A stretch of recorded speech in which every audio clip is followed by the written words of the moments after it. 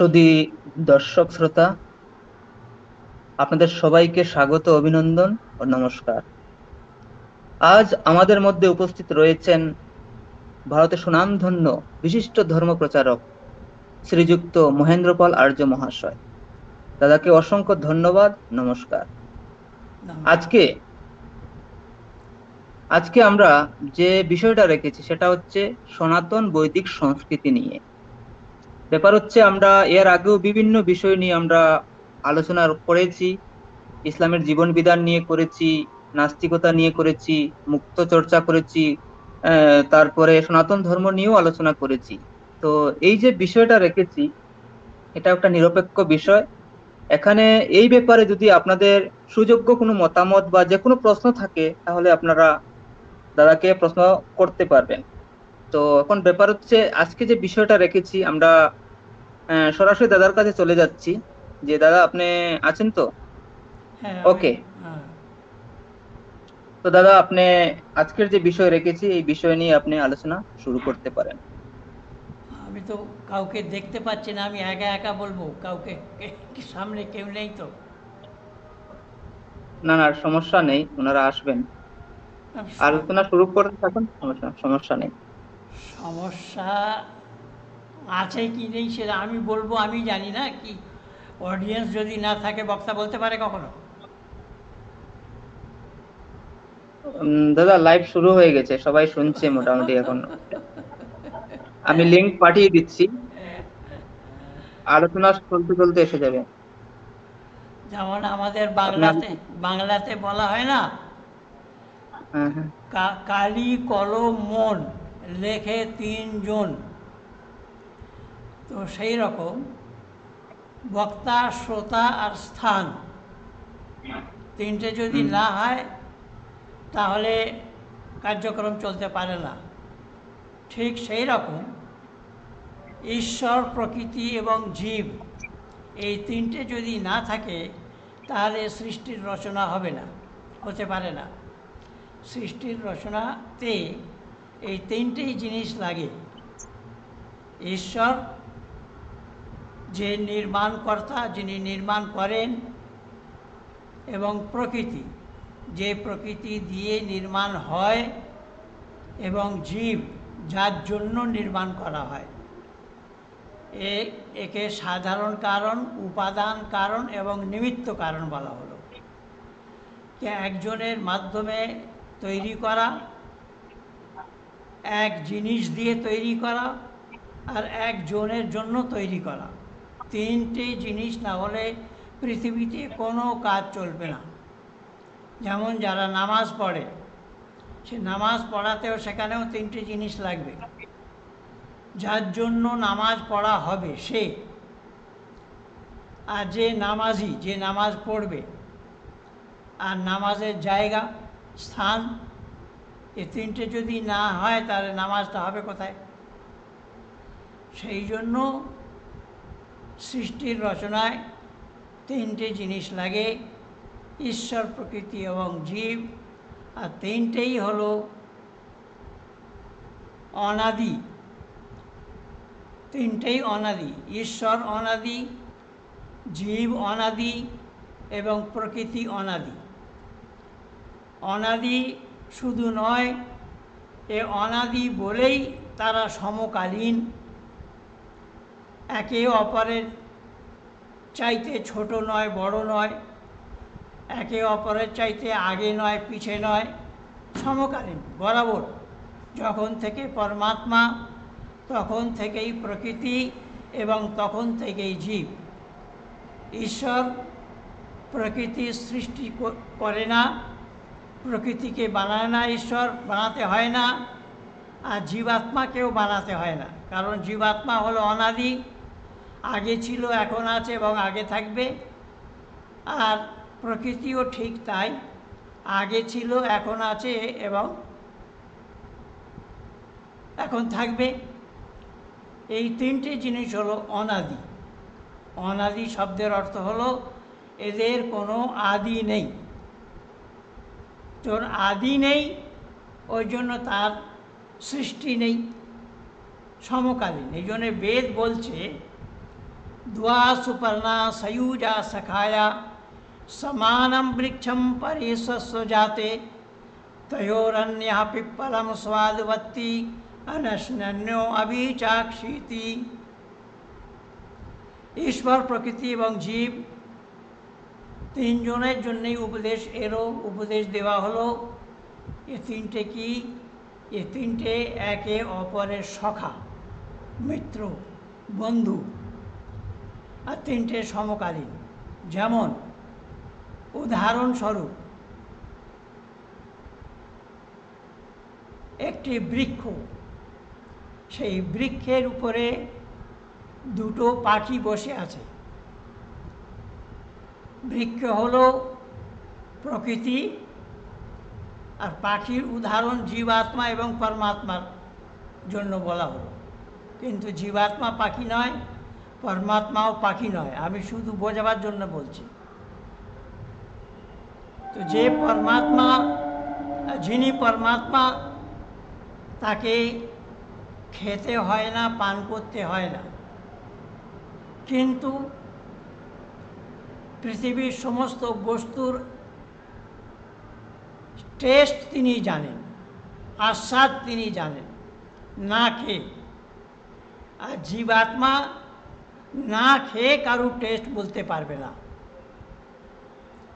ওই জন্য জীবাত্মা, পরমাত্মা আর প্রকৃতি, এর তিনটের উদাহরণ হলো এমন যে ঈশ্বর জ্ঞানে পরিপূর্ণ, প্রকৃতি হলো জ্ঞান শূন্য, প্রকৃতির ভেতরে কোনো জ্ঞান নেই।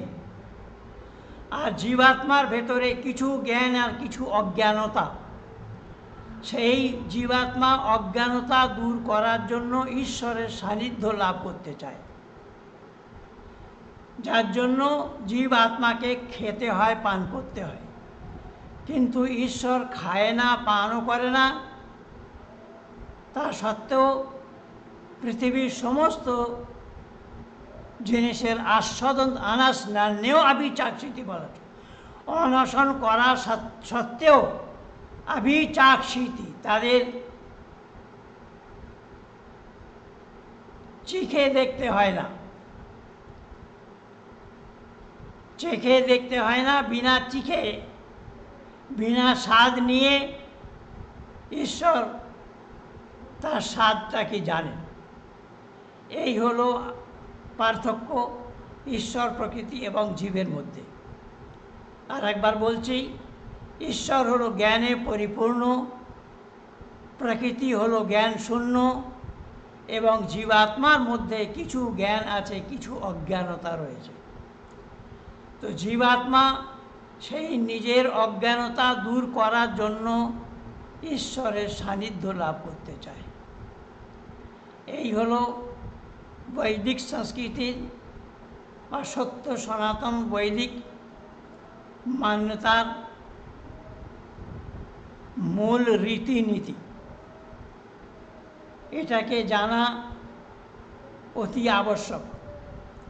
কিন্তু এই পৃথিবীর মধ্যে অনেক রকম বিচার অনেক মানুষের মাধ্যমে এসেছে।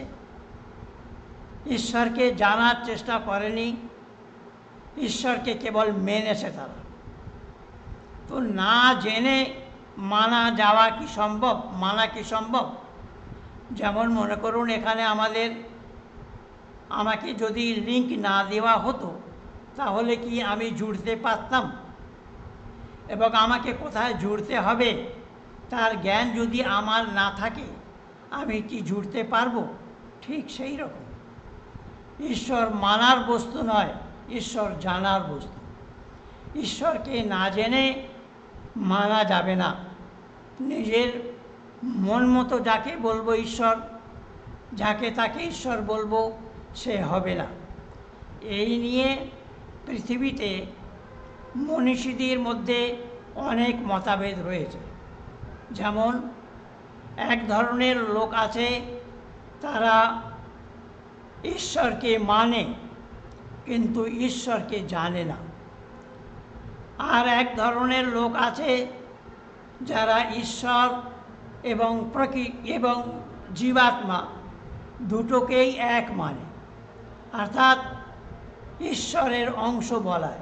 যেমন আদিগুরু শঙ্করাচার্য বলেছেন, আহম ব্রহ্মাস্মি, मैं ब्रह्म हूँ। আদিগুরু শঙ্করাচার্যকে যদি জিজ্ঞাসা করা যায় যে যদি আপনি ব্রহ্ম হন তাহলে তো আপনাকে ব্রহ্মকে খুঁজতে হবে না, তো ব্রহ্মকে যখন খুঁজতে হবে না, নিজেই ব্রহ্ম, তাহলে আবার ব্রহ্মকে খোঁজেন কেন? প্রথম কথা। দ্বিতীয় কথা, যদি আপনি ব্রহ্ম, আপনি বলেন আমি ব্রহ্ম, এবারে মানুষ তো সেই ব্রহ্মের খোঁজে রয়েছে, ব্রহ্মকে খুঁজে বেড়াচ্ছে।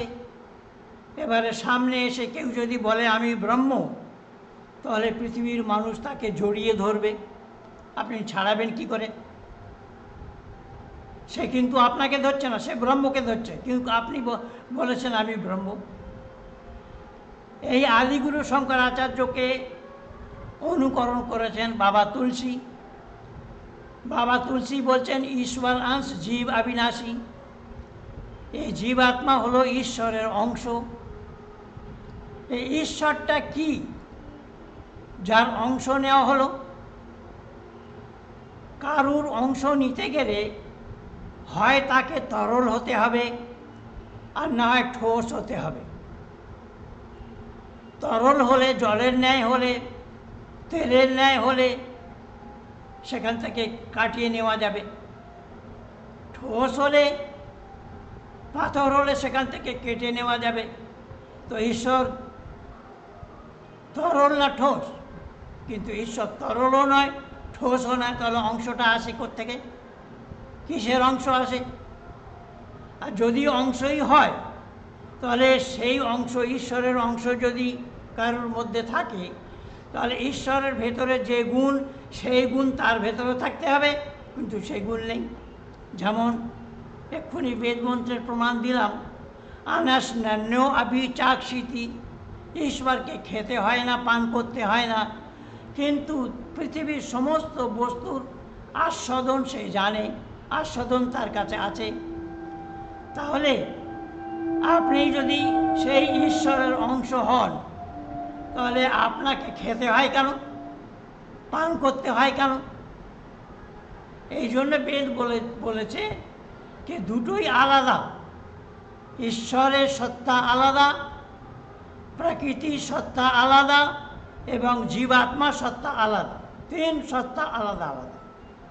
ঠিক সেই রকম শঙ্করাচার্যকে ফলো করেছে স্বামী বিবেকানন্দ। স্বামী বিবেকানন্দ বললেন প্রত্যেক আত্মা অব্যক্ত ব্রহ্ম, প্রত্যেক আত্মা অব্যক্ত ব্রহ্ম। তাহলে ব্রহ্মকে ব্যক্ত করার জন্য আলাদা ব্রহ্ম হবে। যদি অব্যক্ত ব্রহ্ম হয়, এর দ্বারা প্রমাণ হচ্ছে যে এতে দুটো আলাদা আলাদা হচ্ছে, এক ব্যক্ত করা, এক অব্যক্ত। স্বামী বিবেকানন্দ সত্যটা জানতে পারেননি, সত্যটা জানার চেষ্টা করেননি, তিনি শঙ্করাচার্যকে ফলো করেছেন, অনুকরণ করেছেন। তার কারণ হলো স্বামী বিবেকানন্দ কোনো বেদজ্ঞ পণ্ডিতের শিষ্য তো নয়, বেদের ধারে কাছে যায়নি রামকৃষ্ণ পরমহংসদেব, তার শিষ্য তিনি সত্যটা জানবেন কোথা থেকে, কি করে জানবেন? এই জন্য তো স্বামী বিবেকানন্দ যখন নরেন্দ্র ছিলেন, নরেন্দ্র থাকাকালীন যখন রামকৃষ্ণ পরমহংসদেবের কাছে যান, প্রথম সাক্ষাতেই গিয়ে জিজ্ঞাসা করেন, বাবা আপনি মাকে দেখিয়াছেন নাকি? উত্তর এলো, মাকে দেখিব কি রে শালা, মায়ের সঙ্গে কথা বলিয়াছি। আর বিবেকানন্দ যদি জ্ঞানবান হতেন তাহলে তিনি প্রশ্ন করতে পারবেন, মাকে দেখিয়াছেন? মাকে বলবে কালী। আর কালীকে যদি মা বলি, বলে ঈশ্বরকে মাতা বলা কোনো দোষ নয়, কেন? বেদে বলা হয়েছে তম হিনা পিতাবসো তম মাতা শতগত বাভুবিতা আধাতে সুমনামি মহি। অর্থাৎ ঈশ্বরকে মাতা পিতা বন্ধু এবং সখা বলা হয়েছে। তো ঈশ্বর যদি মাতা পিতা বন্ধু সখা হয়, সেই কালীকে যদি মাতা বলি তো কোনো দোষ নয়, কিন্তু সেই কালীর সঙ্গে কথা বলাই কি করে সম্ভব হবে? ঈশ্বরের সঙ্গে কথা বলা সম্ভব হয়? কত কুইন্টাল গাঁজা খেলে তবে এই কথা বলা যেতে পারে? কে ঈশ্বরের সঙ্গে কথাও বলিয়েছি, ঈশ্বরের সঙ্গে কথা বলা সম্ভব? তাই স্বামী বিবেকানন্দ তিনি বেদজ্ঞ পণ্ডিত ছিলেন না, তিনি তাকে উত্তর দিতে পারেননি। তিনি মেনে নিয়েছেন যে সত্যি কথা বলছে, মায়ের সঙ্গে কথা বলেছে।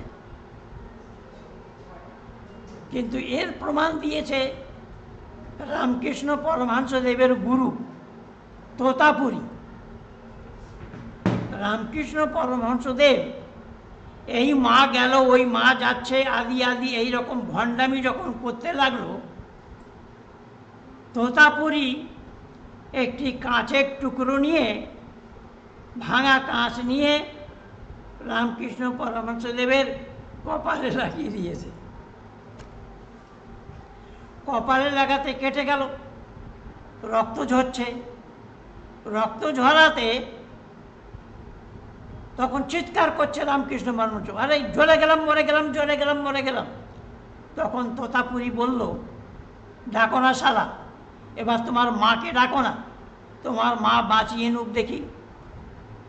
এ চাক্ষুষ প্রমাণ। এই জন্য আমি আজ, যদিও বাংলায় আমার বক্তৃতা খুব কমই হয়, আমি বাংলায় বলার অভ্যস্ত নই, আমার সমস্ত প্রোগ্রাম, সমস্ত প্রবচন হিন্দিতেই হয়। প্রায় 1500-1600 ভিডিও আমার লাগা আছে ইউটিউব চ্যানেলে। বাংলায় বলছি বলে আজ রামকৃষ্ণ পরমহংসদেবের একটি বই আপনাদের সামনে তুলে ধরতে চাই। এ রামকৃষ্ণ পরমহংসদেব কি এবং কি বলেছেন তিনি, এই বইটির নাম হলো লীলা অমৃত, রামকৃষ্ণ লীলা প্রসঙ্গ। রামকৃষ্ণ লীলা প্রসঙ্গ প্রথম ভাগ।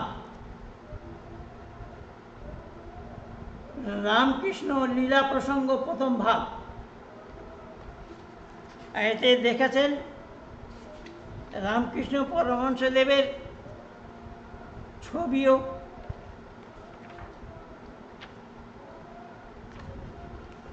রামকৃষ্ণ পরমহংসদেব ইনি লীলা প্রসঙ্গ বই লিখলেন।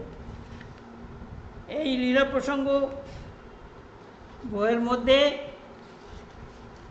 তিনি কি বলছেন সেটি আজ আমি পড়ে আপনাদের শোনাচ্ছি, তিনি কি বলতে চেয়েছেন।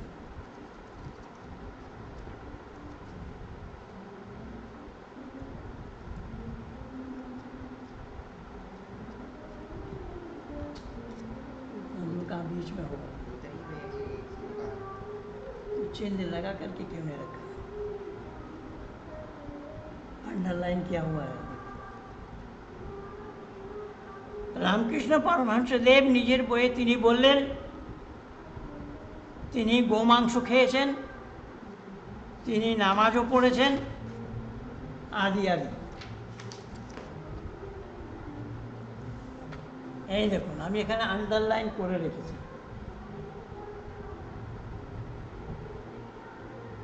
এই বইয়ের পেজ নম্বর 176। গোবিন্দের নিকট দীক্ষিত হইয়া এই ভাব সাধনে নিযুক্ত হই, যে চিন্তা সেই কাজ।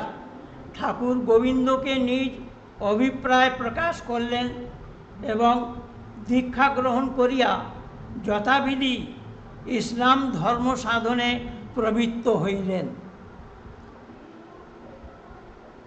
শুনছেন বাংলাভাষীরা? ইসলাম ধর্ম গ্রহণে, ধর্ম সাধনে প্রবৃত্ত হইলেন। ঠাকুর বলিতেন, ওই সময়ে আল্লাহ মন্ত্র জপ করিতাম। মুসলমান দিগের ন্যায় কাছা খুলিয়া কাপড় পরিতাম, মুসলমানদের মতো কাছা খুলিয়া কাপড় পরিতাম। ত্রিসন্ধ্যা নামাজ পড়িতাম, ত্রিসন্ধ্যা নামাজ পড়িতেন। এটা কেমন মিথ্য কথা বলুন, নামাজ 5 বার হয়, এই ত্রিসন্ধ্যা এই নামাজটা কোথায় পেল রামকৃষ্ণ পরমহংসদেব? সন্ধ্যা 2টো হয়, সন্ধ্যা সন্ধি শব্দ থেকে সন্ধ্যা হয়। সন্ধি কি দিনের শেষ রাতের আরম্ভ, সেখানে হলো সন্ধি সময়। আর রাতের শেষ দিনের আরম্ভ, সেটি হলো সন্ধ্যার সময়, সন্ধিবেলা। তাহলে ত্রিসন্ধ্যা এ কোথায় পেল? এই সব গাঁজাখোরদের জন্য সত্য সনাতন বৈদিক ধর্মের অধঃপতন ঘটেছে।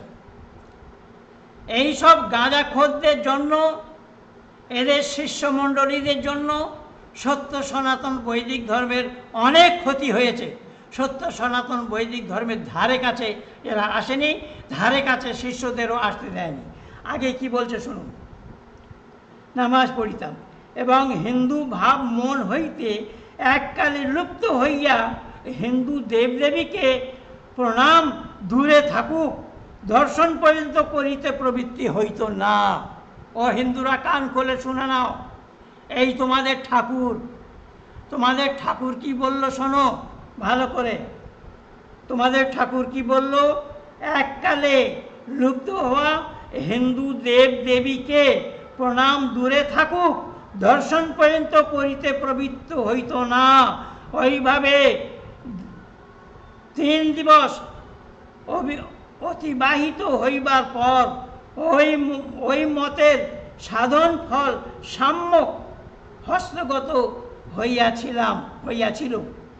ইসলাম ধর্ম সাধনকালে ঠাকুর প্রথমে এক দীর্ঘ সূত্র বিশিষ্ট সুগম্ভীর জ্যোতির্ময় পুরুষ প্রবারের দিব্য দর্শন লাভ করিয়াছেন। হিন্দু থেকে দিব্য দর্শন লাভ করিতে পারিল না। তিনি ইসলাম মত স্বীকার করে, ইসলাম মতে নামাজ পড়ে তবেই তিনি দিব্য দর্শন লাভ করিলেন। পরে সগুণ বিরাট ব্রহ্মের উপলব্ধিপূর্বক তৃতীয় নির্গুণ ব্রহ্মে তাহার মন লীন হইয়াছিল। হৃদয়ে বলিত, মুসলমান ধর্মের সময় ঠাকুর মুসলিমদের প্রিয় খাদ্য সকল, এমনকি গোমাংস পর্যন্ত ভক্ষণ করিতে ইচ্ছুক হইয়াছেন। শোনো হিন্দুরা কান খোলে শোনো, এ আমার বই নয়, এ রামকৃষ্ণ লীলা প্রসঙ্গ প্রথম ভাগের 2 ভাগ আছে, 2টো ভাগ আছে। আমি এই প্রথম ভাগ থেকে বলছি, পেজ নম্বর 176। তিনি গোমাংস খাচ্ছেন, গোমাংস পর্যন্ত গ্রহণ করিতে ইচ্ছুক হইয়াছিলেন। মধুর মোহনের শানু নয় অনুরোধ তখন তাকে ওই কর্ম হইতে নিরস্ত করিয়াছিল। এখন মধুময় নামে একজন হিন্দু ওই কর্ম হতে তাকে নিরস্ত করলেন। তাহলে রামকৃষ্ণদেব পরমহংস সাধক না যে ওকে গৌমাংস খেতে মানা করলো সে সাধক? এর বিচার কে করবে? মুসলমান ধর্ম সাধনকালে অনুরোধী তখন তাকে ওই কর্ম হইতে নিরস্ত করিয়াছিল। মুসলমান ধর্মকালে ঠাকুর আচরণ বালক স্বভাব ঠাকুরের ওইরূপ ইচ্ছা অন্তত অংশিক পূর্ণ না হইলে তিনি কখনো নিরস্ত হইবেন না ভাবিয়া মধুর ওই সময়ে এক মুসলমান পাচক আনাইয়া তাহার নির্দেশ এক ব্রাহ্মণের দ্বারায় মুসলমানদের প্রণালীতে খাদ্য সকল রন্ধন করিয়া ঠাকুরকে খাওয়াইয়াছিলেন।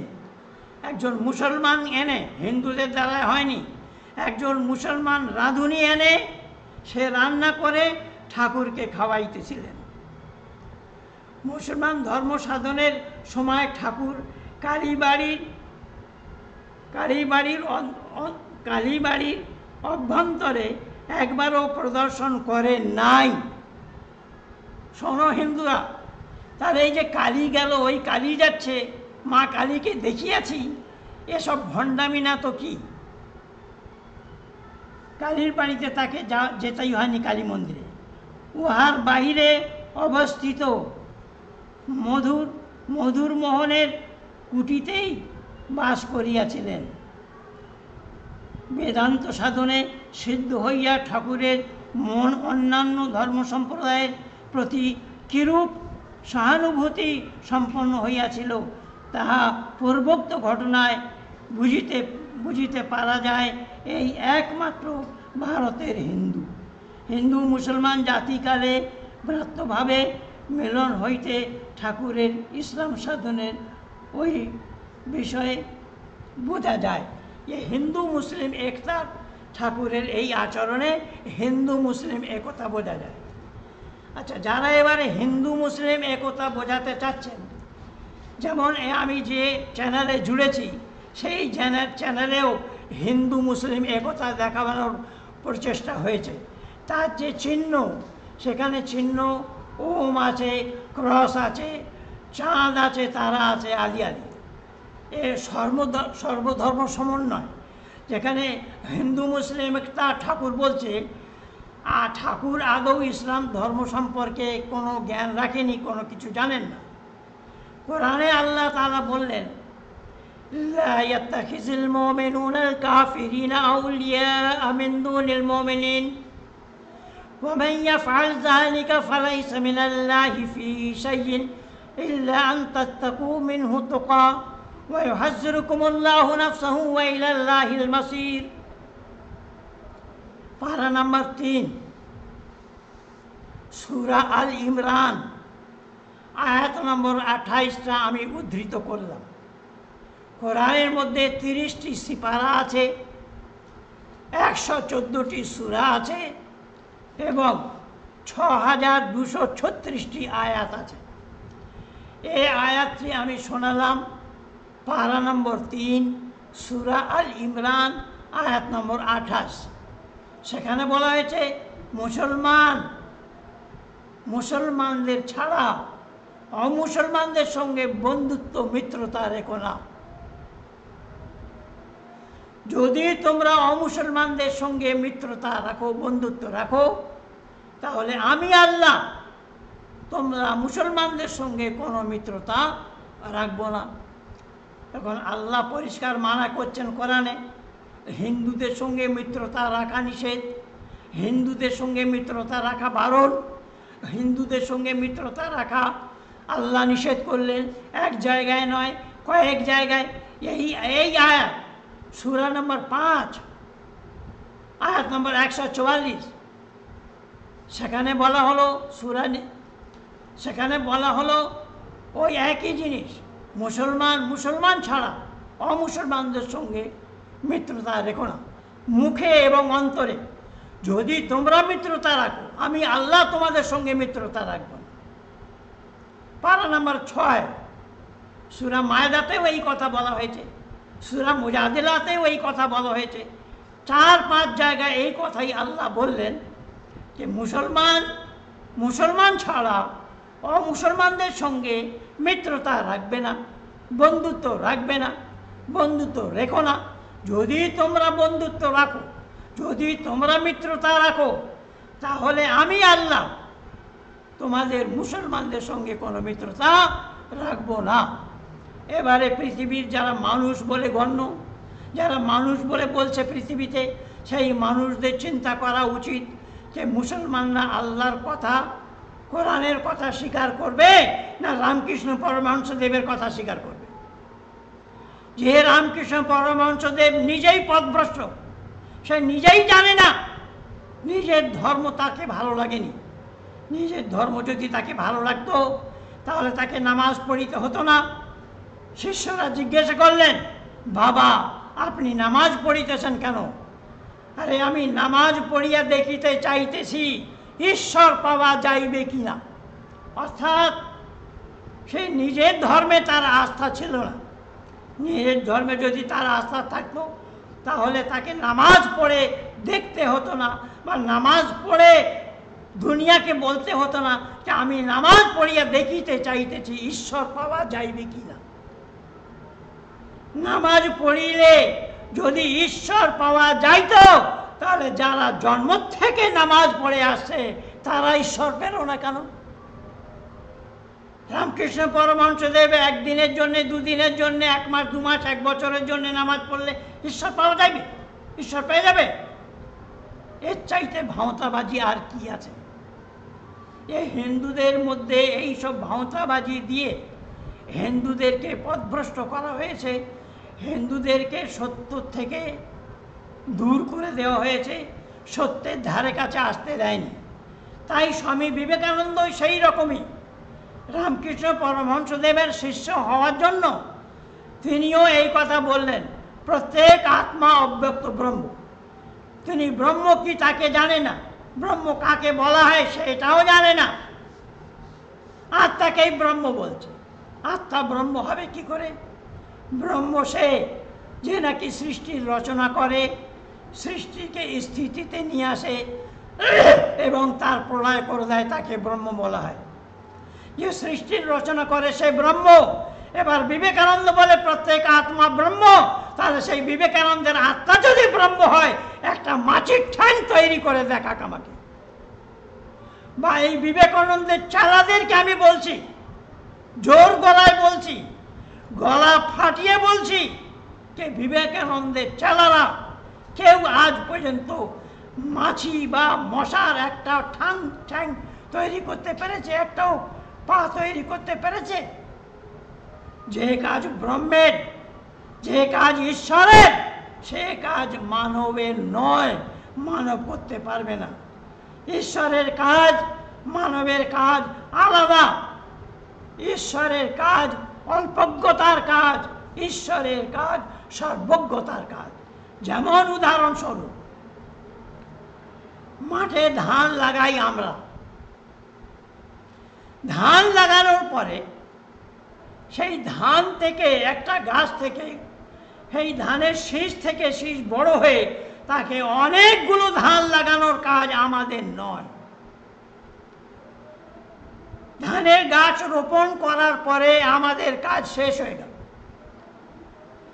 তারপরে ঈশ্বরের কাজ শুরু হলো। সেই ধানের শীষে অনেক কটা ধান লাগানো ঈশ্বরের কাজ, এবং সেই ধান যখন পেকে তৈরি হয়ে যাবে তাহলে ঈশ্বরের কাজ শেষ, মানবের কাজ শুরু। তাকে কেটে ঘরে নিয়ে আসতে হবে। তাকে কেটে ঘরে নিয়ে আসতে ঈশ্বরের কাজ নয়, আর মানবের কাজ নয় ধানটাকে পাকিয়ে দেওয়া। এই হলো ঈশ্বরের কাজ। আর মানুষের কাজ বাঁটা রয়েছে। মানুষের কাজ যেখানে শেষ হয়, ঈশ্বরের কাজ সেখানে আরম্ভ হয়। ঈশ্বরের কাজ যেখানে শেষ হয়, সেখানে মানুষের কাজ আরম্ভ হয়। মানুষের দ্বারাই মায়ের উদরে সন্তানকে জন্ম দেওয়া যায়, কিন্তু সেই উদরের ভেতরে যে লালন পালন হচ্ছে সে কাজ মানুষের নয়। সে এক মানুষ, মাও জানবে না যে আমার পেটে ছেলে না মেয়ে, এ মা জানে না। সেই জন্মজাত শিশুর বাবাকে এক মা ছাড়া অন্য কেউ জানবে না, জানতে পারবে না। মাই একমাত্র বলতে পারবে এ শিশুর বাবাকে। এইরকম কাজ বিভক্ত হয়ে আছে। ঈশ্বরের কাজ আলাদা, মানুষের কাজ আলাদা। কিন্তু দুর্ভাগ্য এই, মানুষ হয়েও ঈশ্বরকে জানার চেষ্টা করেনি। ঈশ্বরকে জানার চেষ্টা করত যদি আজ পৃথিবীতে ঈশ্বরের নামে ঝগড়া হতো না, আল্লাহর নামে ঝগড়া হতো না, ইহোবার নামে ঝগড়া হতো না, গডের নামে ঝগড়া হতো না। তারা ঈশ্বরকে জানে না বলেই ঝগড়া করছে।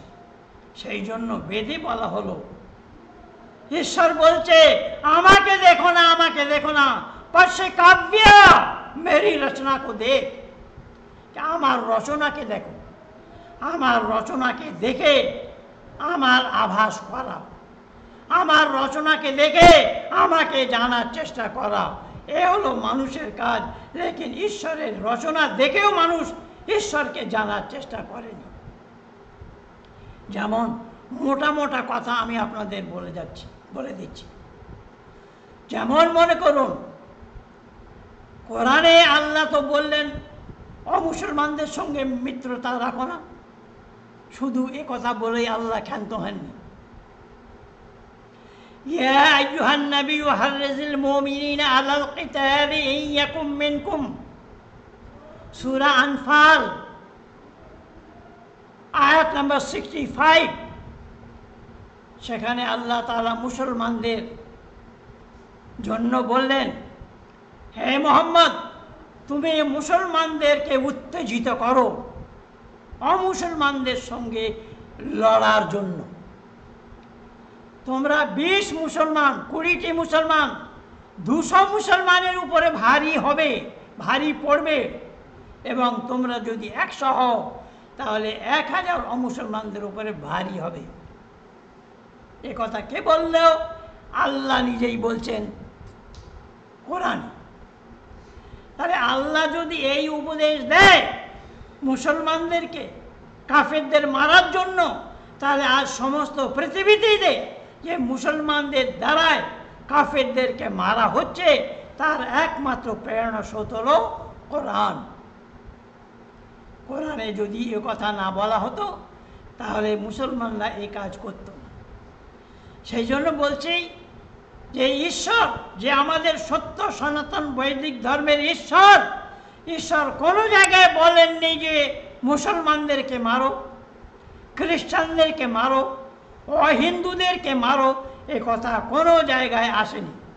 এবারে যদি বলেন, যোগেশ্বর কৃষ্ণ এই কথা বললেন, পরিত্রাণায় সাধূনাম বিনাশায় চ দুষ্কৃতাম, যে পরিত্রাণায় সাধূনাম বিনাশায় চ দুষ্কৃতাম, যখন যোগেশ্বর কৃষ্ণ বললেন যে সাধু মহাত্মাদের জয় এবং দুষ্কৃতকারীদের নাশ, তো দুষ্কৃতকারীদের নাশ তো হওয়াই উচিত। যদি দুষ্কৃতকারীদের নাশ না হতো বা না করার উদ্দেশ্য না থাকতো, করার কথা যদি না বলা হতো,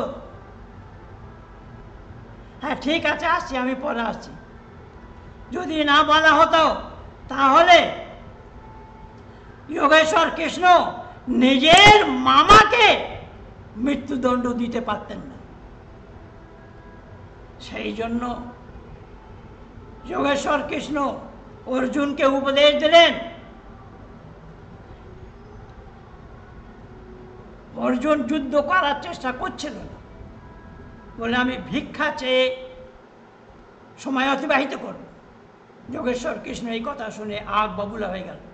যুদ্ধম তু ক্ষত্রিয় ধর্ম তত্তম কথম ত্যাজাসি, যুদ্ধ করা হলো ক্ষত্রিয়দের ধর্ম, এটা ত্যাগ করে তুমি কোথায় চলে যাচ্ছ?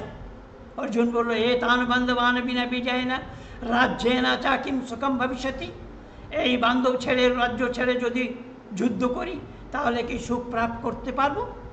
যোগেশ্বর কৃষ্ণ বললেন, তম না অবগচ্ছসি ইমে পাপাহ ইমে দণ্ডনীয়ঃ বাধ্য এবা, কে তুমি জানো না এরা পাপী, এরা দুষ্ট, এরা বধ করার যোগ্য। তখন অর্জুন বলল, ইমে মৃত্যুন্তু গমিষ্যন্তি মহাৎ পাপম ভবিষ্যতি, আমার যুদ্ধ করাতে যদি এরা মারা যায় তাহলে এর চাইতে বড় পাপ কিছু হবে না। যোগেশ্বর কৃষ্ণ তখনই বললেন, নহি তৎ পাপম আত্মা মৃত্যুর ন গচ্ছতি কেবলম শরীরম নশ্যতি তম ইদম ন অবগচ্ছসি আত্মা অজরঃ অমরঃ অয়ম কদাপি ন নশ্যতি যুদ্ধম তু ক্ষত্রিয়স্য পরমা ধর্ম অতঃ যুদ্ধম কুরু। অর্জুন তুমি জানো না আত্মার মৃত্যু হয় না, আত্মা অজর অমর, আত্মার মৃত্যু হয় না, শরীরের নাশ হয়। যুদ্ধ করাই হলো ক্ষত্রিয়দের পরম ধর্ম, এই জন্য তুমি যুদ্ধ করো। যখন অর্জুন দেখলো এই কথা শুনলো, তখন অর্জুন বলল, প্রভু এবং আয়ুদ্ধায়া প্রস্তুতঃ अस्मि, প্রভু যদি এই কথাই হয় তাহলে আমি এক্ষুনি যুদ্ধের জন্য প্রস্তুত হচ্ছি। এখানে পরিত্রাণা সাধুনা বিনাশায় দুষ্কৃতাম এই ক্ষেত্রে বলা হয়েছে। যদি দুষ্কৃতকারীদের নাশ না করা যায় তাহলে দুষ্কৃতকারীরা বেড়ে যাবে, সেই জন্য যোগেশ্বর কৃষ্ণ এই উপদেশ দিলেন। কিন্তু দুর্ভাগ্য, আমাদের এখানে বৈদিক সংস্কৃতিতে, আমাদের এখানে সত্য সনাতন বৈদিক ধর্মে বলা হলো আত্মা মৃত্যুর না গচ্ছতি, আত্মার মরণ হয় না, আত্মাকে আগুনে পোড়াতে পারে না, জলে ভাসিয়ে দিতে পারে না, হাওয়ায় উড়িয়ে নিয়ে যেতে পারে না, আদি আদি, সে হলো আত্মা। কিন্তু কোরআনে আল্লাহ বলছেন আত্মার মরণ হয়। আত্মা ইল্লিন আর সিজ্জিন দুটো জায়গা আল্লাহ তৈরি করে রেখেছেন, সেখানে কায়েদ করে দেওয়া হয়। তো এইরকম সত্য সনাতন বৈদিক ধর্মের সঙ্গে অন্যান্য মত মতান্তরের পার্থক্য রয়েছে। এই জন্যে আল্লাহর ঈশ্বর এক নয়। আল্লাহর ঈশ্বর এক এই জন্য নয় যে আল্লাহ, সেই আল্লাহর উপদেশ হলো ইন্নাল্লাহ ইয়ারযুকু মান ইয়াশাউ বিগাইরি হিসাব, আমি যাকে চাই তাকে বেহিসাব রুজি দিই, অন্ন দান করে থাকি। কিন্তু ঈশ্বর বলছেন তুমি যতটা কর্ম করবে তোমার কর্ম অনুসারে তুমি অন্ন পাবে, আমি বেশি দেবো না। কারণ তোমাকে যদি বেশি দিই তাহলে অন্যের সঙ্গে অন্যায় হবে। শুধু এখানে নয়, আরো প্রমাণ দেওয়া হলো। কোরআনে আল্লাহ বললেন ওয়া তুইজ্জু মান তাশাউ ওয়া তুযিল্লু মান তাশাউ বিয়াদিকাল খায়র ইন্নাকা আলা কুল্লি শাইইন কাদির। আল্লাহ যাকে চায় সম্মানিত করেন, যাকে চায় অসম্মানিত করেন, যাকে চায় ইজ্জত দেন, যাকে চান বেইজ্জত করেন।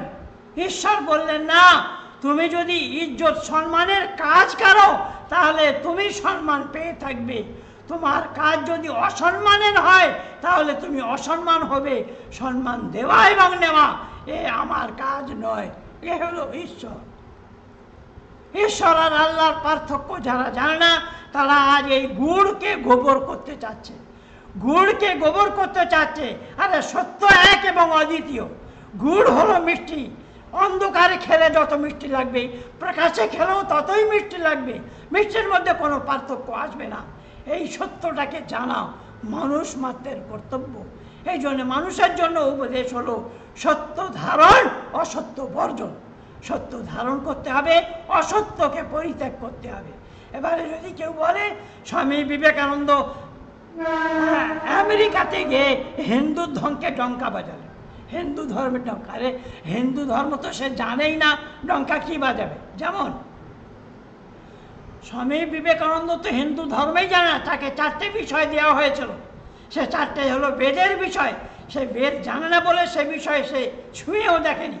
স্বামী বিবেকানন্দ সেখানে যখন বলতে দাঁড় করানো হলো 2 মিনিট, তিনি ব্রাদার অ্যান্ড সিস্টার এই শব্দটি বলে উচ্চারণ করে সবাইকে সম্বোধিত করলেন। হ্যাঁ, আপনার প্রশ্ন নিচ্ছি, আমি আসছি।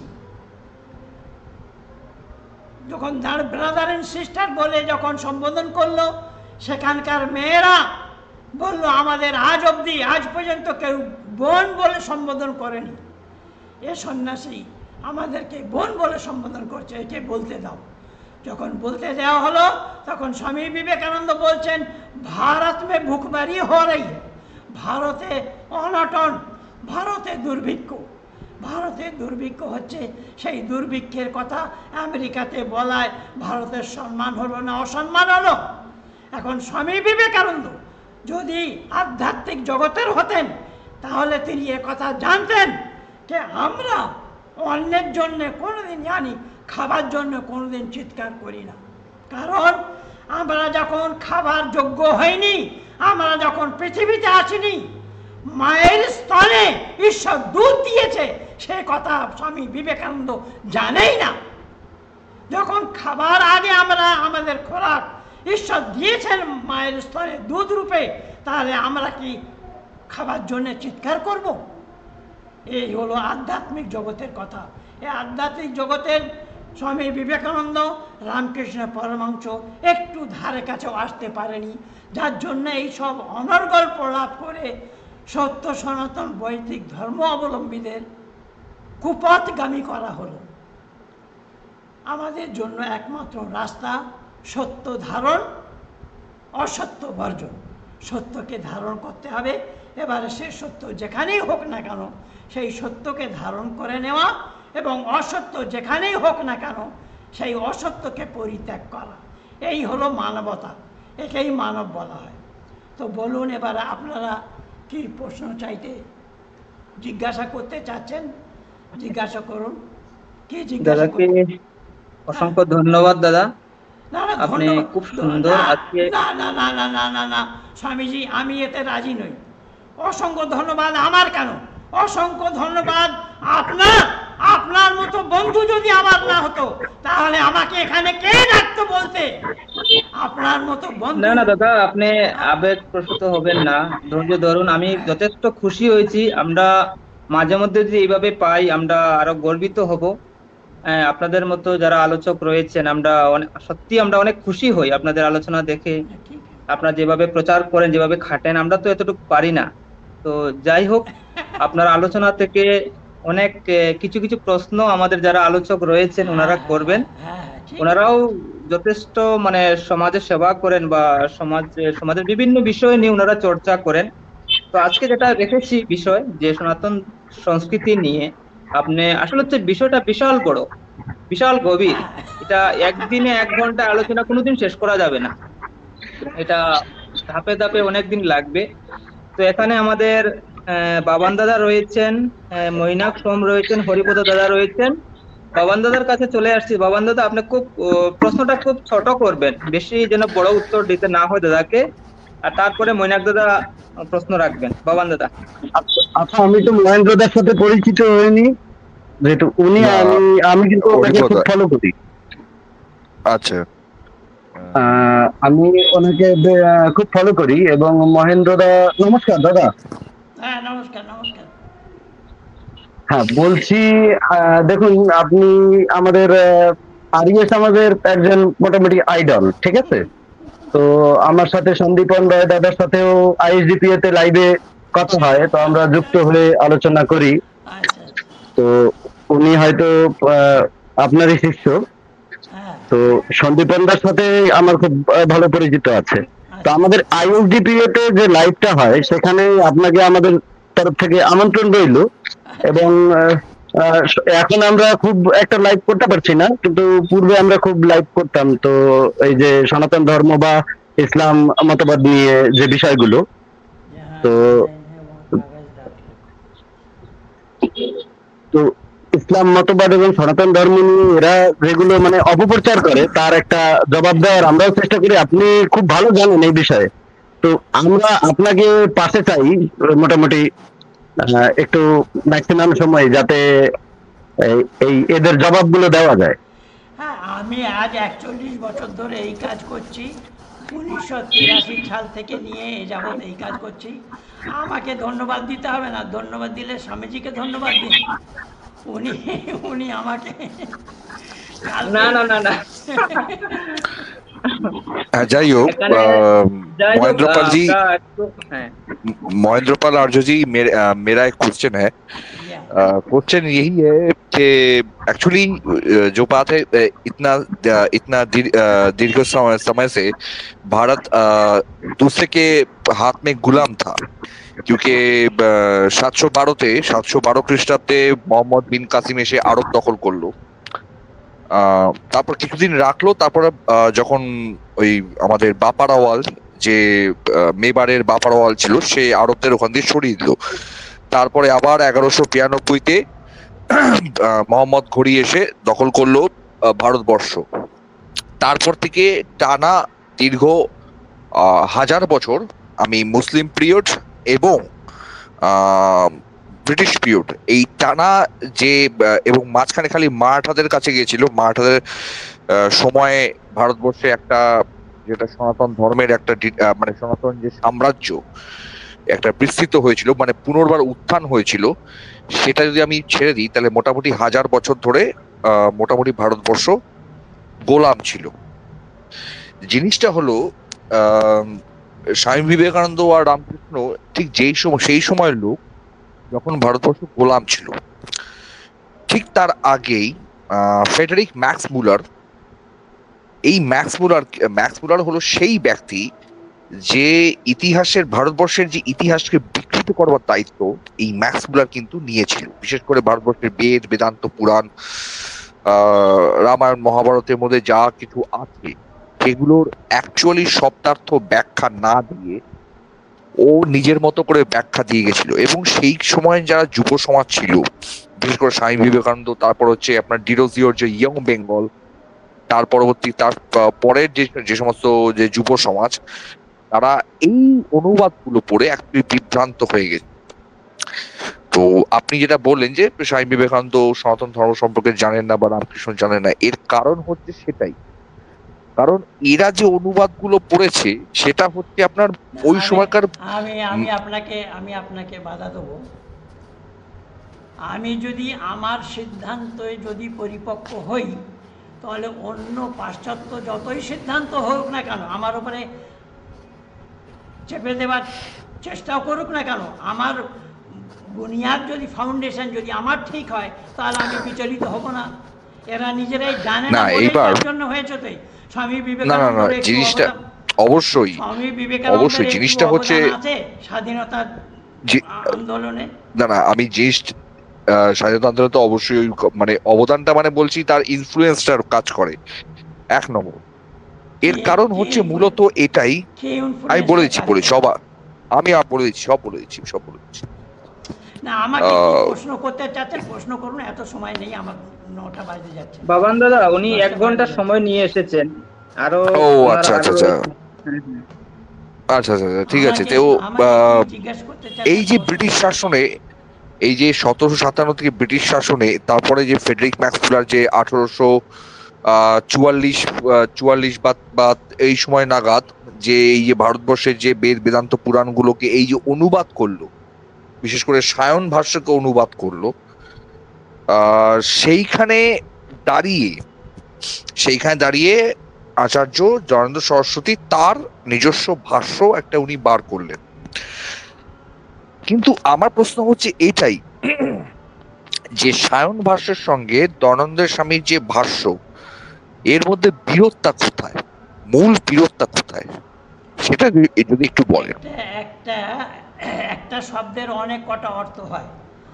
ঋষি দয়ানন্দ এই সত্যাৎ প্রকাশে লিখেছেন যে সন্দোপ মানে নুন আর সন্দোপ মানে ঘোড়া। এবারে একজন গৃহস্থী সে তার খাবার সময় খাওয়ার আসনে বসে তার সেবককে বলল সন্দব আনায়াতি। এখন সে যদি বুদ্ধিমান হয় তাহলে নুন নিয়ে আসবে, আর যদি তার বুদ্ধি না থাকে তাহলে ঘোড়া নিয়ে হাজির হবে। তো ম্যাক্স মুলার, সায়ন, ময়দার, আউয়াট এরা যতগুলোই বেদ ভাষ্য করেছে এই রকম নুনের জায়গায় ঘোড়া, ঘোড়ার জায়গায় নুন করেছে। তারা অর্থকে অনর্থ করেছে। এখন ব্যাপারটা হলো ঋষি দয়ানন্দ ম্যাক্স মুলারকে মোক্ষ মুলার লিখেছেন সত্যার্থ প্রকাশে। ম্যাক্স মুলার সে একজন ইংরেজি ভাষী হয়ে সে ভারতে এসে এত কিছু শিখলো, এত কিছু জানলো, এত কিছু বললো, এত কিছু করলো। আর বিবেকানন্দর বুদ্ধি কি ঘাস চড়তে গেছিল নাকি? কোথায় ছিল বিবেকানন্দ? যখন ইংরেজ ভাষী, ইংরেজরা এসে কিছু করতে পারলো, আর ভারতীয়রা বা ভারতবাসীর বিদ্বানরা কোথায় ছিল? তারা কী করছিল? আর এদিকে ফলিয়ে বেড়াচ্ছে আমরা অমুক করেছি, আমরা তমুক করেছি। এই জন্যে ঈশ্বর তত্ত্ব জানতে গেলে একমাত্র ঈশ্বর তত্ত্বের পরিচয় দিয়েছে মহর্ষি দেব দয়ানন্দ সরস্বতী। তিনি ছাড়া কেউ ঈশ্বর তত্ত্বের প্রমাণ দিতে পারেনি এবং তিনি দেখিয়ে দিয়েছেন। আমার যে বক্তৃতাটা হলো, বক্তব্য রাখলাম আমি, সেই ত্রৈতবাদের উপরে আমার বক্তৃতা ছিল। সমস্ত ত্রৈতবাদ থেকে আমি উঠিয়ে প্রমাণ দিয়েছি যে ত্রৈতবাদটা কি। সেই ত্রৈতবাদ ম্যাক্স মুলার জানে না। ম্যাক্স মুলার জানতো যদি, তাহলে ম্যাক্স মুলার তার স্ত্রীকে সে পত্র লিখত না কে ভারতবর্ষে এত গুরুকুল, এই রকম বৈদিক সংস্কৃতির প্রচার প্রসার, আমার মূল উদ্দেশ্য হলো এই এদের বুনিয়াদটাকে, এদের ফাউন্ডেশনটাকে নষ্ট করা। তারা এদেরকে ভুলে, ঋষিগণদের ভুলে গিয়ে তারা পাশ্চাত্য সংস্কৃতির পিছনে দৌড়ায়, এই কাণ্ডটা করেছে। তো সেই কাণ্ডটায় বিবেকানন্দ আমল করেছে। তাই বিবেকানন্দ ইংরেজি শিক্ষিত মানুষ, তিনি বৈদিক সংস্কৃতি স জানে না, সংস্কৃতের স জানে না, ধর্মের ধাও জানে না, যার জন্যে এই সব গণ্ডগোল হয়েছে। যদি সত্যিকারের ধর্ম জানতো, যদি সত্যিকারের বৈদিক সংস্কৃতি জানতো, সত্যিকারের বৈদিক বাংমায়কে জানতো, তাহলে এই সমস্ত কীর্তিকলাপ হতো না, আমাদের এই দুর্দশা হতো না। আমি নিজের জন্য এই কথা বলবো, আমার নিজের জন্য আমি এই কথা বলবো। আমার জন্ম, শুনুন, আমার জন্ম হয় এই কলকাতার শহরের এক সম্ভ্রান্ত মুসলিম পরিবারে। সে মুসলিম পরিবারে জন্ম নিয়ে আমি 32 বছর কোরআন কণ্ঠস্থ করলাম, আরবি শিক্ষায় পারঙ্গত হলাম, মৌলানা মুফতি হয়ে। তারপরে আমি যখন 32 বছর আয়ুতে এসে আমি যখন উত্তরপ্রদেশের মেরঠ জেলার এক বড় মসজিদের ইমাম ছিলাম, সেই ইমাম থাকাকালীন সেখানে আমি এই সত্যাত্ম প্রকাশ নামক পুস্তকটি পড়ি। তখন আমি হিন্দি হ জানতাম না, কারণ আমি উর্দু, আরবি, ফার্সি, বাংলা আর ইংরেজি এই পড়াশোনা ছিল আমার। এই উর্দুর এই সত্যাত্ম প্রকাশটি পেয়ে, ভাই কার মাইক খোলা আছে, মাইক বন্ধ করো। আচ্ছা মর্মতা একটু মিউট করেন, মর্মতা একটু মিউট করুন। এই সত্যাত্ম প্রকাশ, উর্দু সত্যাত্ম প্রকাশটি পড়ে আমি 25 জায়গায় মুসলিম ইনস্টিটিউটে প্রশ্ন লিখে পাঠালাম। আরবিতে উপরে লিখেছি উনজুর ইলা মা কালা ওয়ালা তানজুর ইলা মান কালা, যে আমি কে বলছি, আমাকে দেখো না, আমি কি বলছি, আমার কথার উপরে বিচার করো। 25 জায়গায় রিপ্লাইয়ের সাথে চিঠি লেখার পরে 7 জায়গা থেকে উত্তর পেয়েছি। তারা বলছে মৌলানা आप इस काबिल नहीं कि सवाल का जवाब दिया जाए, আপনি এই উপযুক্ত নন যে আপনার প্রশ্নের উত্তর দেওয়া যায়। আপনি ইমান থেকে হাত ধুয়ে বসেন, আপনি মুরতাদ হয়ে গেছেন, আপনি কাফের হয়ে গেছেন আদি আদি। আমার প্রশ্নের উত্তর আজ অবধি কেউ দিতে পারেনি। তখন থেকে আমি এই সত্য সনাতন বৈদিক ধর্ম স্বীকার করে 41 বছর ধরে এই সত্য সনাতন বৈদিক ধর্মের প্রচার সমস্ত বিশ্বে করছি। আমার সন্তানরা, আমার এক মেয়ে, তার 2টো বেদ কণ্ঠস্থ, সামবেদ এবং যজুর্বেদ 2টো বেদ কণ্ঠস্থ, অষ্টাধ্যায়ী মহাভাষ্য কণ্ঠস্থ। আমি সত্য সংস্কৃতি, সত্য সনাতন বৈদিক সংস্কৃতিটা শুধু নিজের জীবনে আনিনি, আমি আচরণে নিয়ে এসেছি এবং নিজের সন্তান সন্ততিদের সেই লাইনে তৈরি করেছি। তো আমি বিবেকানন্দের একটুও যোগদান নেই কেন? বিবেকানন্দ নিজের সংস্কৃতি সম্পর্কে একটু উদাসীন ছিলেন দাদা দীর্ঘদিন, এটা হয়েছে দীর্ঘদিন ধরে ভারতবর্ষ পরাধীন ছিল। কারণ দীর্ঘদিন ধরে প্রথমে 800 বছর ভারতবর্ষ পরাধীন ছিল বিবেকানন্দের জন্য, দয়ানন্দের জন্য ভারতবর্ষ পরাধীন ছিল না। না না না না না, বিবেকানন্দের জন্য না। 800 বছর মুসলিম শাসন ছিল, তারপর 200 বছর ইংরেজ শাসন। আমি ঘাসে মুখ দিয়ে ফলে ভারতবর্ষ বৈদিক সংস্কৃতিকে ভুলতে শুরু করেছিল। দাদা একটু আটকাচ্ছি, বলছি এখানে আপনি শুধু প্রশ্ন করাবে, শুধু আপনি আনসার দেবেন, এখানে আপনাকে প্রশ্ন করা আনসার কেউ দেবে না। যারা যারা রয়েছেন শুধু ওনারা আমাকে ইতিহাস পড়াতে হবে না। আমি 300 বছরের ইতিহাস এক সিটিংয়ে বলে উঠি, এক সিটিংয়ে বলে থাকি 300 বছরের ইতিহাস। আর মুসলিম হিস্ট্রি আমার বিষয়, সেই জন্য আমাকে ইতিহাস পড়ানোর চেষ্টা যেন কেউ না করে। আমার জানা আছে আমি আজ 41 বছর ধরে সমস্ত ভারতে না, সমস্ত বিশ্বে এই কাজ করে বেড়াচ্ছি। ওই জন্য আমি যে 1 ঘন্টা সময় দিয়েছিলাম, আমার 1 ঘন্টা সময় পুরো হয়েছে। আমি স্বামীজিকে ধন্যবাদ দিয়ে, অসংখ্য ধন্যবাদ দিয়ে, তিনি আমার বন্ধু, তিনি আমার বন্ধু হওয়ার জন্যে আপনাদের মতো অনেক বন্ধুদের সঙ্গে আমাকে মিলিয়ে দিয়েছেন। আপনাদেরকে অসংখ্য ধন্যবাদ। এই শব্দের সঙ্গে ভারত মাতা কি জয়। ভারত মাতা কি জয়। আপনারা একটু বন্দে ধন্যবাদ মাতরম। দিয়ে দেন। আসলে তো দাদার হাতে সময় ছিল না সবার সাথে একটু ভালোভাবে কথাবার্তা বলার জন্য। হ্যাঁ, একটু পরিচয় ঠিক পত্র আছে, হবে, অসুবিধা আশা নেই। করি দাদা আরো আবার ওনাকে পাবো। দাদা ভবিষ্যতে আবার আরো আসবে, আশা করি আমাদের সঙ্গে আসবেন এবং আমাদের সঙ্গে দাদা পরবর্তীকালে আসবেন আমাদের সঙ্গে এবং আমরা দাদা, একত্রে বসে আপনাকে আলোচনা অনুরোধ করবো। করতে যে আমাদের আইএসডিপি এর লাইভে আসার জন্য, হ্যাঁ, স্পেশালি আমাদের আইএসডিপি এর ইন্টারন্যাশনাল সনাতন ধর্ম প্রচার অ্যাসোসিয়েশন যে আমাদের একটা পেজ আছে আইএসডিপি এ, সন্দীপন আমাদের সঙ্গে আলোচনা করে। তো সন্দীপন মনে হয় আপনার আপনাকে ছাত্র মনে আমাদের হয়। সঙ্গে আসার জন্য অনুরোধ রইল। আর যদি আপনার আমি আমি আপনার আপনার এই চ্যানেলে এসে একটু হুম। খুশি হলাম। এখানে আপনার সদস্য একজন ভাই এসকে হাসিকুল ইসলাম সাহেবও রয়েছে। হুম। অশেষ ধন্যবাদ। ঠিক আছে, আগের সময় আপনি আসবেন। হাসিকুল সাহেবের যদি কোনো প্রশ্ন থাকে বা কোনো জানার জিনিস থাকে আমাকে আমার সামনে রাখতে পারেন। আমি হাসিকুল ইসলাম সাহেবের প্রশ্নের উত্তর দিতে পারি। আচ্ছা, বলছি কি মহেন্দ্রদা, আপনাকে কি ব্যক্তিগতভাবে নক দেওয়ার মতো আইডি বা কোনো মানে তথ্য শেয়ার করা যাবে, যাতে আপনাকে আমরা ইনভাইট করতে পারি আমাদের সাথে যুক্ত হয়ে সনাতন ধর্ম নিয়ে একটু আলোচনা করা? আমার ইউটিউবে আমার চ্যানেল youtube.com চ্যানেল পণ্ডিত মহেন্দ্র পাল আরিয়ে, সেখানে যান। তারপরে বৈদিক জ্ঞান .in আমার সাইট, সেখানে যান। মহেন্দ্র পাল আরিয়ে, পণ্ডিত মহেন্দ্র পাল আরিয়ে দুটো নামে ফেসবুক রয়েছে, হোয়াটসঅ্যাপ রয়েছে পণ্ডিত মহেন্দ্র পাল আরিয়ের নামে। এইসব জায়গায় গেলে আমাকে পেয়ে যাবেন বা আমাকে যোগাযোগ করার জন্য এই স্বামীজির সঙ্গে জেনে নিন আমার মোবাইল নম্বর। আমার সঙ্গে যোগাযোগ করার জন্য আমি কথা দিচ্ছি। মুক্ত বিচারটা আপনার কাছে নাম্বার আছে আমাদের দাদার? হ্যাঁ, ঠিক আছে, অশেষ ধন্যবাদ। আমার আমি একটু নিজের প্রোগ্রাম মানে- হয় রবিবার ছাড়া প্রোগ্রাম করতে হবে।